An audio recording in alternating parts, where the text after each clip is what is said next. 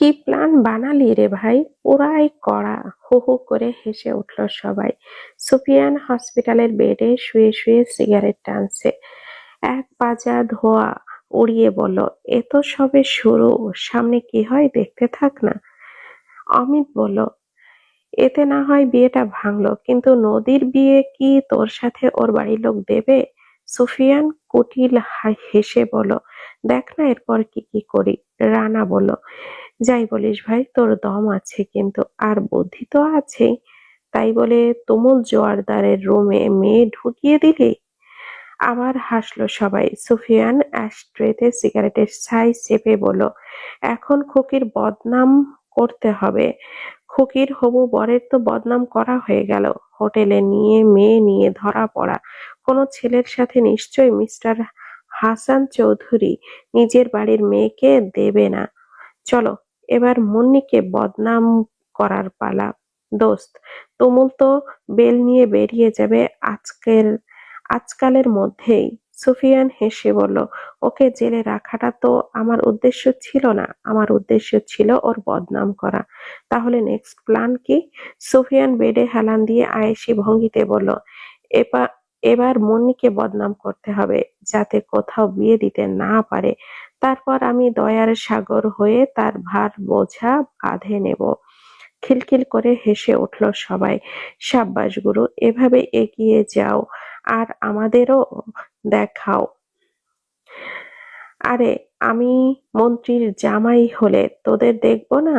সকলে হাসাহাসি শুরু করলো। সুফিয়ান বলল, অনেক মজা হয়েছে ভাই, চল এবার নেক্সট প্ল্যানটা করে নেই। চৌধুরী বাড়ির পরিবেশ আজ অন্যরকম। চারিদিক কেমন থমথমে, যেন শোক চলছে কারো। সকলে থমথমে মুখে বসে আছে ড্রয়িং রুমে। হাসান চৌধুরী এদিকে ওদিকে পায়চারি করছে টেনশনে। কত বড় অসম্মান হলো তার! জিদ দেখিয়ে বলল, এত বড় অসম্মান আমি এর আগে কোনো দিনও হইনি। কত মানুষজন জেনে গেছে এই ঘটনা, সব লোকজন ইনভাইট করা হয়ে গেছে। এখন আমাদের হবু মেয়ের জামাই নাকি হোটেলে মেয়ে নিয়ে ধরা পড়েছে। ছি, আমার মান ইজ্জত সব না ধুলোয় মিশে গেছে। সাই বাবাকে সান্ত্বনা দিতে বলো, বাবা হয়েছে, এবার থামো, যা হওয়ার হয়ে গেছে, আমরা ওদের সাথে বসে কথা বলবো। হাসান চৌধুরী আরো যেন তেতে উঠলেন। কথা? কিসের কথা? ওদের মতো ছোট লোকদের সাথে আর কোনো কথা নেই। না, যত যাই হয়ে যাক না কেন, ওই বাড়িতে আমার মেয়ে বিয়ে দিব না। ফোন করেও তুমুলের মাকে জানিয়ে দাও সবটা, যে ওই বাড়িতে আমরা আত্মীয় করছি না। নদীর চোখ বারবার পানিতে ঝাপসা হয়ে আসছে। সব সময় তার সাথে কেন এমন হয়? আঞ্জুমান বেগম হাসান চৌধুরীকে বললেন, আপনি একটু চুপ করুন তো, মেয়েটার কথা অন্তত ভাবুন, কি চলছে তার মনের মধ্যে। হাসান চৌধুরী নদীর দিকে তাকিয়ে বলল, তুই একদম ভাববি না মা, এইসব নিয়ে একদম চিন্তা করবি না। এইসব বাজে ছেলে তুই ডিজার্ভই করিস না। নদীর সোফা থেকে উঠে এক দৌড়ে ঘরে চলে গেল। সকলে পেছনে পেছনে ডাকতে লাগলো, নদী, এই নদী। হাসান চৌধুরী ধমকে, থামে সবাই, যেতে দাও ওকে। নদী দৌড়ে ঘরে গিয়ে খিল এঁটে দিল। সবসময় তার সাথে কেন এমন হয়? সবে জীবনটা ভালো হতে শুরু করেছিল, আমার সবকিছু এলোমেলো হয়ে গেল ঘূর্ণিঝড়ের মতো। মানুষ তাকে এত ভালোবেসে কেন ঠকায়? হঠাৎ করে নদী কান্না থামিয়ে শক্ত মুখে বলে উঠে বসে, এবার আর আমি কাঁদবো না, আর কাঁদবো না আমি। এবার আমি এত শক্ত কঠিন নারী হব, আমাকে ঠকানোর আগে কাউকে 100 বার ভাবতে হবে। আর তুমুলকে ও আমাকে ঠকানোর জবাব দিতে হবে। তবুও নদীর মনে সংশয়, সত্যি কি তুমুল এমন করতে পারে? কেন জানি না, সবাই বললেও বিশ্বাস হচ্ছে না নদীর। নদী বলল, আমার তার সাথে দেখা করতেই হবে, সত্যিটা আমাকে জানতেই হবে। যদি ঘটনাটা সত্যি হয়ে থাকে, তাহলে এর জবাব ওনাকে দিতে হবে, যে উনি এমনটা কেন করলো আমার সাথে। এর মধ্যেই বাইরে চিৎকার চেঁচামেচি শুনতে পায় নদী। হাসান চৌধুরীর গলা বেশ শোনা যাচ্ছে। নদী দরজা খুলে ওড়না গায়ে জড়িয়ে ড্রয়িং রুমের দিকে গেল। তুমুল দাঁড়িয়ে আছে, সাথে তুমুলের মা এবং ছোট কাকা।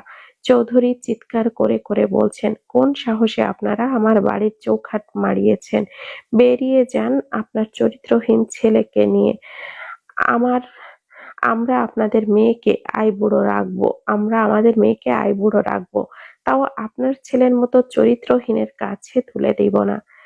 রাশেদা বেগম অনুরোধ করে বলেছেন, ভাইজান একটু বসে আমাদের কথাটা শুনুন। কোনো একটা ভুল বোঝাবুঝি হচ্ছে, কেউ ফাঁসাচ্ছে আমার ছেলেকে। আমার ছেলে মোটেও এমনটা না, ও এমনটা করতেই পারে না। ফাইভ জিদ দেখিয়ে বলে উঠল, হ্যাঁ, সে হাতে নাতে ধরা পড়ার পরও সকলেই সাধু সাজে। হোটেলের এক রুমের মধ্যে আটক করেছে পুলিশ আপনার ছেলেকে, আরো কোনো যৌনকর্মীর সাথে। তারপর কোন সাহসে আপনারা এত বড় বড় কথা বলছেন? তুমুলের কাকা তুমুলের মাকে বলো, ভাবিজান চলুন এখান থেকে। আমরা এনাদের যতই বোঝাই এনারা আমাদের বিশ্বাস করবেন না, কারণ এনারা তো আর তুমুলকে ছোট থেকে চেনেন না। আমরা তুমুলকে চিনি, আমরা জানি ও এমনটা করতে পারে না। চলুন আপনি, চলুন। দাঁড়াও কাকাই। তুমুলের কথার পাত থমকালো তুমুলের কাকা এবং তার মায়ের। তুমুল গিয়ে নদীর সামনাসামনি দাঁড়ালো। তোমার গোটা পরিবার আমাকে ভুল বুঝুক, পুরো দুনিয়া আমাকে ভুল বুঝুক, আমার কিছুই যায় আসে না। যদি তুমিও বিশ্বাস করে থাকো এমন নোংরা কাজ আমি করেছি, আমি আর একটা কথা না বলে এখান থেকে চলে যাব। আর তুমি যদি আমাকে বিশ্বাস করো যে এরকম কোনো কাজ আমি করতে পারি না, তাহলে আমি আজ সকলকে প্রমাণ করে দেখাবো আমি নির্দোষ। নদী কান্না করেই চলেছে। তোমার কাট কাট গলায় বলল, তুমি শুধু একবার বলো, বিশ্বাস করো তুমি এই ঘটনা। আর তোমার কি মনে হয় আমি এতটাও নোংরা? নদী এবার তুমুলের দিকে তাকালো, টলমল চোখে দুই দিকে মাথা নাড়ালো, অর্থাৎ না, সে বিশ্বাস করে না তুমুল এমনটা করতে পারে। তুমুল মুচকি হাসলো। চলো মা, কাকাই চলো। ওরা তিনজনই বেরিয়ে গেল চৌধুরী বাড়ি থেকে। সাইব বাবাকে বলল, চোরের মায়ের আবার বড় গলা, নদীর জন্য অন্য পাত্র দেখতে হবে বাবা। অনেক গেস্টদের ইনভাইট করা হয়ে গেছে, নয়তো আমাদের ইজ্জত আর থাকবে না। যেইটুকু আছে সেইটুকু ও তোলো, একেবারে মিশে যাবে ধুলোয়। হাসান চৌধুরী ছেলের কথা সম্মতি জানিয়ে ওপর নিচ মাথা নাড়ালো। তুমুল বেরিয়ে গিয়ে মা আর কাকাকে বাড়িতে পাঠিয়ে দিয়ে সে চলে গেল হোটেলের রেডিসনে। রাতে নদীর সাথে কথা শেষ করে খাবার খেয়ে ঘুমিয়েছে, কিন্তু সেই ঘুম এত গাঢ় কি করে হলো? যে ঘরের মধ্যে কেউ একটা মেয়ে ঢুকিয়ে দিয়ে চলে গেল, আর কিছু বলতেই পারবে না, এমন ঘুম তুমুল কখনোই ঘুমায় না। হয়তো ওখান থেকে আনা খাবারে কিছু একটা মেশানো ছিল। সবটা বের করতে হবে তুমুলকে। স্পিড বাড়িয়ে গাড়ি চালাচ্ছে তুমুল।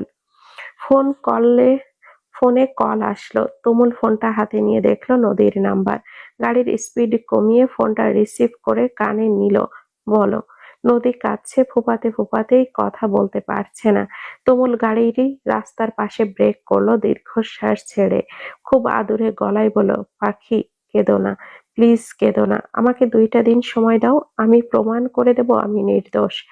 নদীর কান্নার তোপ আরো বাড়লো। চাচু আমার জন্য অন্য জায়গায় ছেলে দেখছে। তুমুলের কপাল কুঁচকে এলো আপনা আপনি। এই খেলাটা যেই খেলুক, এর শেষ আমি দেখব। ফোন কেটে দিল তুমুল। আবার গাড়ি উঠে গাড়ি স্টার্ট দিল। কল দিল কোনো এক বন্ধুর নাম্বারে। হ্যালো। তুমুল ড্রাইভ করতে করতেই কথা বলল, রাতুল। হ্যাঁ রাতুল বল। কিরে কি অবস্থা? সিসিটিভি হ্যাক করতে পারবি? ওপাশ থেকে হাসলো, হে তো আমার বাঁ হাতের খেল। কিন্তু কার বাড়ির? হোটেল রেডিসনের। তুজার জ্ঞান ফিরেছে। সকলে ঘিরে দাঁড়িয়ে আছে চারিদিকে। তাহমিদা বেগম গেছেন স্যুপ বানাতে। মেহেরজান বেগম তুজার ডান হাতটা ধরে বসে কাঁদছে। মানিক আবারও নিয়ে এসেছে ডাক্তারকে। ডাক্তার কতগুলো ঔষধ লিখে দিয়ে গেল। সবাইকে বলল ঘরের বাইরে থাকতে। প্রধান বাবুর অনুরোধে ডাক্তার বাড়িতেই রইল। কখন কি হয় বলা যায় না। সবাই এক এক করে ঘর থেকে বেরিয়ে গেল। মেহেরজান তুজার হাত ছেড়ে উঠতে গেলে তুজা মেহেরজানের হাত ধরে শক্ত করে ধরলো। মেহেরজান তুজার মাথার পাশে বসে বলল, ও ডাক্তার, আমি থাকি না আমার তুজার কাছে। ডাক্তার অমত করলো না, কারণ তুজার সম্পর্কে সে খুব ভালোভাবেই অবগত। কখন আবার কি করে বসে ওকে কন্ট্রোল করার জন্য কেউ থাকুক। তুজা নিজের মাথা মেহেরজানের কোলে তুলে নিল। মেহেরজান ক্রন্দনরত অবস্থায় তুজার মাথায় হাত বুলিয়ে দিল। অত নড়িস না, দেখোস না হাতে সুই ঢুকাইয়া রাখছে কত বড় একটা। তুজা শান্ত একদম, চোখ মুখ শুষ্ক, ঠান্ডা গলায় বলল, তুমি হারা রাইত জায়গা আছো কেন? পেশার বাইরা যাইব তো। মেহেরজান কেঁদে ফেলল, আল্লাহ আমার মরণ দেয় না কেন? আমার এডি আর ভাল লাগতাছে না। তোর হঠাৎ কইরা কি হইল রে ভাই? তোর তো সহজে অসুখ হয় না। তো জানিস, চুপ, চোখের পাতা স্থির, কার্নিশ বেয়ে গড়িয়ে পড়ল নোনা জল। দাদি, আমার বুকটার মধ্যে খুব পড়ে। মেহেরজানের হাতে নিজের বুকের মধ্যে ধরে বলল, এই যে এইখানে, এইখানে বড় পড়ে, একটু বিশ্রাম নে, ভালো লাগবো।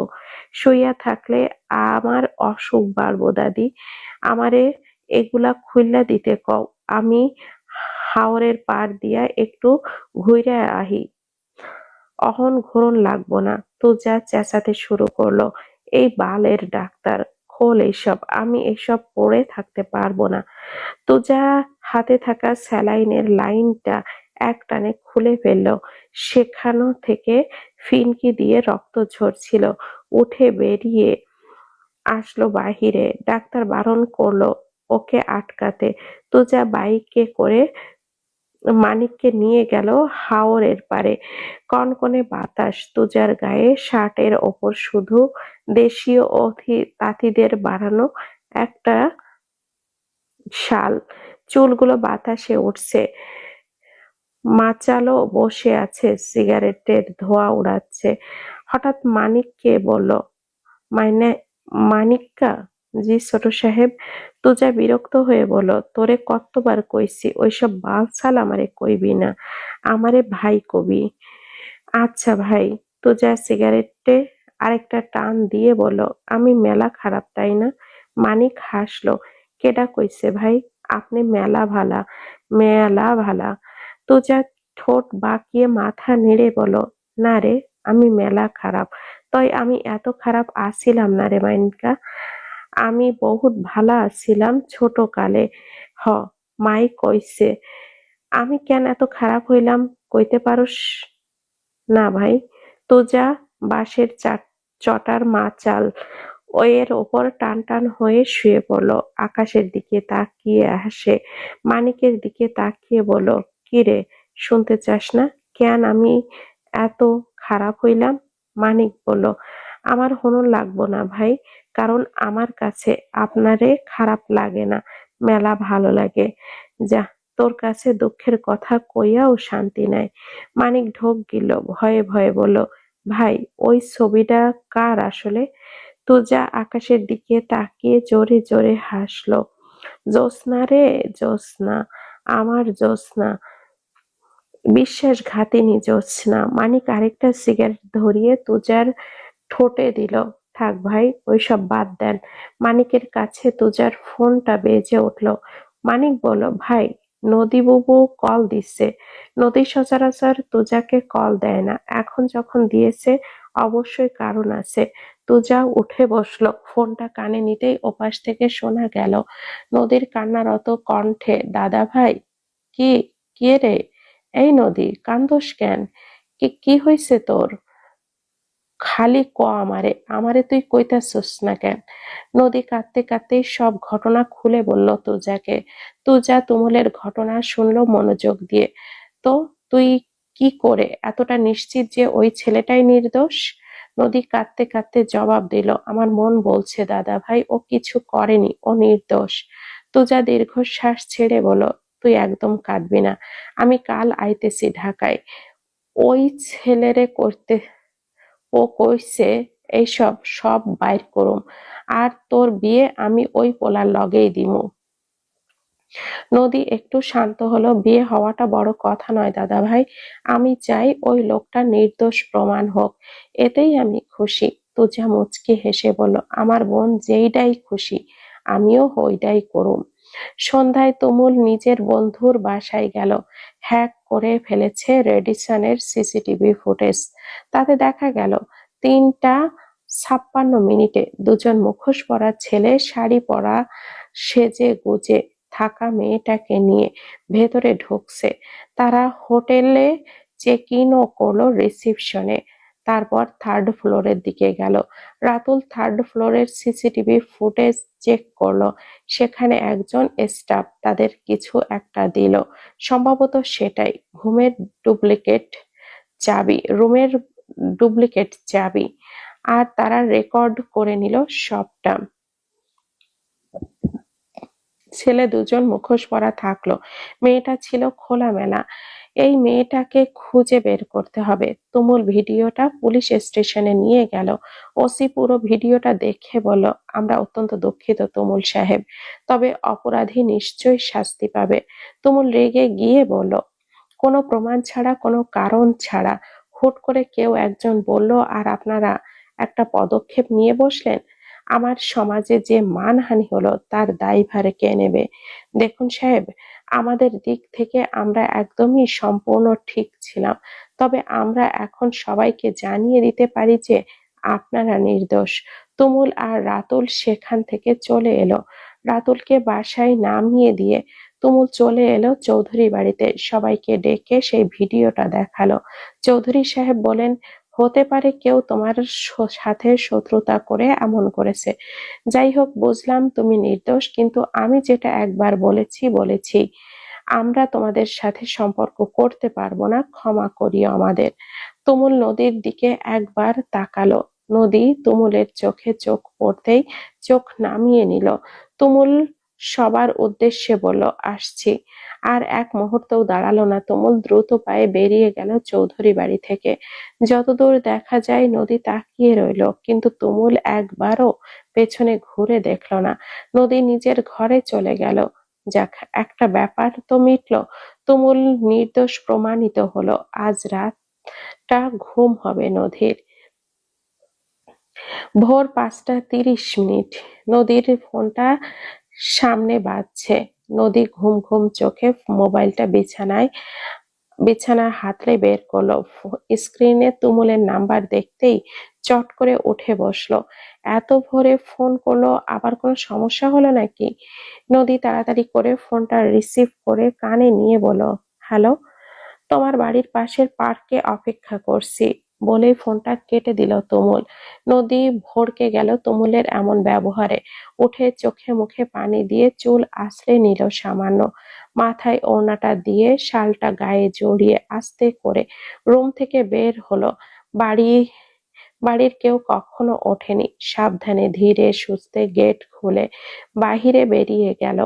নদীর বাসা থেকে পার্কে যেতে 2 মিনিট লাগে। পার্কটা খুব একটা বড়ও নয়, মানুষ যেন আর তেমন আসেও না। বিকেলে বাবা মায়ের বাচ্চাদের নিয়ে হাঁটতে আসে এই দিকে। নদী পার্কের গেট পেরিয়ে ভেতরে ঢুকতেই দেখলো তুমুল কালো হুডি আর কালো প্যান্ট পরে দাঁড়িয়ে আছে, হাতে দুটো ব্যাডমিন্টন। নদী তুমুলের মতি গতি বুঝতে না পেরে আরো কাছে এগিয়ে গেল। সবে ভোরের আলো ফুটেছে। এত ভোরে কেউ এসেছে তোমার এখানে? নদী কাছে এগিয়ে যেতেই তুমুল একটা ব্যাডমিন্টন নদীর দিকে বাড়িয়ে দিল। নদী কপাল কুঁচকে বলল, এসব কি? তোমার না ড্রিম ছিল শীতের ভোরে পার্টনারের সাথে ব্যাডমিন্টন খেলার? নদীর চোখ ছানা বড়া হয়ে গেল। আমতা আমতা করে বলল, আপনি কি করে জানলেন? সিক্রেট। বলেই চোখ টিপল তুমুল।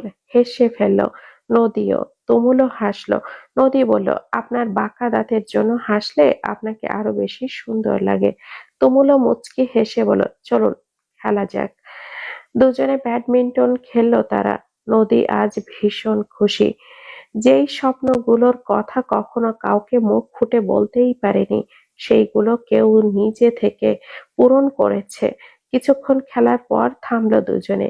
বেশ গরম লাগছে। তুমুল হুডি খুলে কোমরে বাঁধলো।